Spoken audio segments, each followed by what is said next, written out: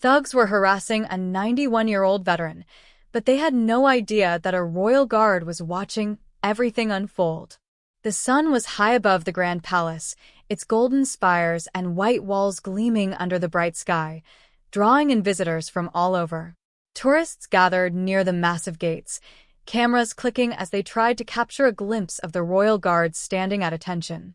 Their uniforms, pristine, with tall hats, gleaming buttons, and perfect posture, symbolized national pride.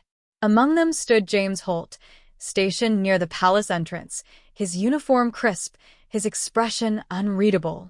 He was used to tourists snapping photos, whispering in admiration about the discipline of the royal guards. On most days, he remained motionless, following strict orders that required complete stillness, unless a real threat emerged. But today, something felt off. A strange tension hung in the air, making his instincts tingle. From the corner of his eye, James spotted a group of rough-looking men lingering near an elderly gentleman. The old man, slightly hunched, wore a well-kept jacket adorned with medals. Even from a distance, James could tell those medals were genuine, earned through a lifetime of service.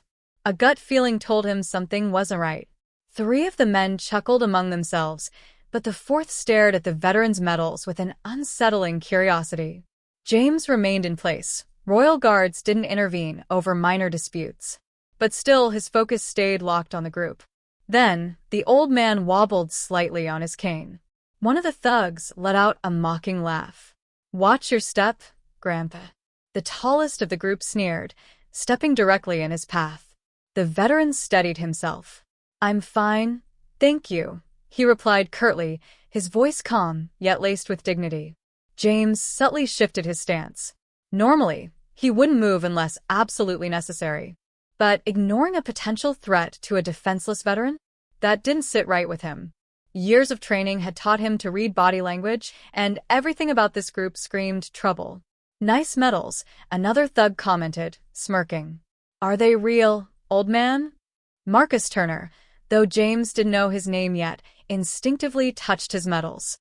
"They are," he responded, his tone polite but cautious. "Each one represents years of service." One of the men scoffed. "Service to what?" "Some ancient war." He reached out, flicking one of the medals with a dirty finger. "Please don't do that," Marcus said, stepping back slightly. For a moment, sadness flickered in his eyes, as if the disrespect hurt more than any insult. James felt a spark of anger ignite inside him. Those medals stood for sacrifice, bravery, qualities he deeply respected. His fingers twitched at his sides, but protocol kept him rooted to his spot. The palace had strict rules. Unless there was a direct threat, he wasn't supposed to intervene. Yet, standing there and watching an elderly hero get humiliated, it made his blood boil. Marcus tried to move past them.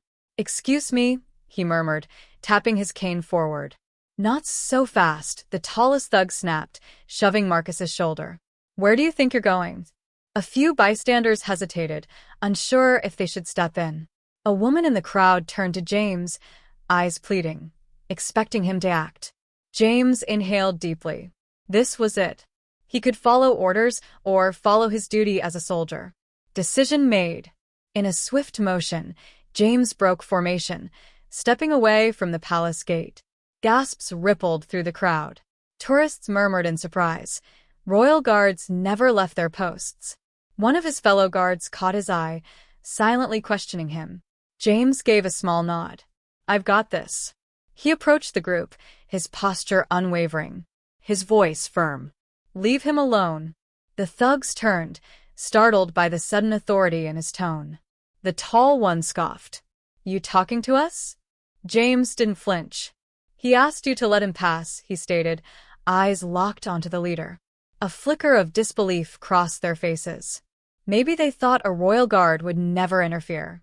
Marcus, breathing a bit faster now, looked at James, relief and worry mingling in his gaze. His grip on the cane tightened, bracing for what might happen next. One of the other thugs laughed mockingly. "What's your problem, soldier boy?" "We're just having a little chat with the old man." His smirk made it clear this was no friendly conversation. James didn't waver. Trouble or not, this stops now. The tall thug's sneer darkened into something more aggressive. He stepped closer, flexing his fingers. Or what? You gonna arrest us? Where's the rest of your statue buddies? He laughed, glancing around mockingly. James didn't blink. I don't need backup to stop you. His unwavering confidence cracked their bravado. The leader hesitated, but instead of backing off, he lunged toward Marcus's medals. Marcus gasped, trying to shield them. But before the thug's hand could rip one away, James caught his wrist. Not gonna happen, James said, his voice low, edged with warning. Their eyes locked. The thug grunted, trying to yank free, but James's grip was like iron. Another thug cursed, stepping up behind James, thinking he could catch him off guard. Look out! Marcus cried. James reacted instantly, spinning, blocking the second thug's arm with a precise motion before shoving him back. The attacker stumbled, nearly falling. Get him! The tall thug barked, rallying his group. They closed in, but James stood his ground. Tourists backed away, some pulling out their phones to record. Marcus tried to move aside, but the thugs weren't letting up. One lunged, James deflected. Another swung, James twisted, sending him stumbling. Within seconds, it was clear they were outmatched. Panting, the tall thug finally stepped back, glancing between James and his beaten crew. Reality dawned on them.